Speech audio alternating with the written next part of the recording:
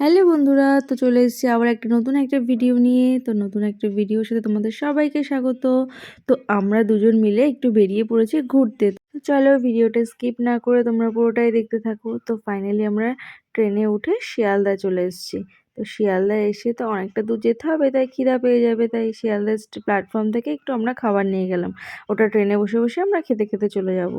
তো খেতে খেতে আমরা চলেও এসেছি নামখানা স্টেশনে। তো নামখানা স্টেশনে তোমরা গেস করতে থাকো আমরা কোথায় যাচ্ছি, মৌসুমী আইল্যান্ড না বকখালি।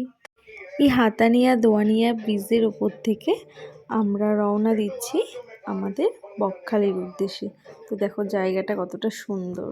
তো ফাইনালি আমরা অটো থেকে নেমে আমাদের এই হোটেল রুমটা ছিল পৌঁছে আমরা একটু ফ্রেশ হয়ে চলে গেছিলাম বকখালির বিচে। তো বকখালির বিচে যাব আর মাছ খাবো না, ওখানে তো মাছগুলো একদম পুরো খুব ফ্রেশ আর টাটকা মাছ ছিল, দীঘার মতন ওরকম বাসি মাছ না। তো ফাইনালি আমরা দেখে একটু দুজনে মিলে মাছ ভাজা আরও কিছু আমরা একটু টুকিটাকি খেয়ে, তো আজকের ভিডিওটা আমার এইটুকুই। দেখা হচ্ছে আবার নেক্সট ভিডিওতে। ভালো লাগলে একটা লাইক করে দিও।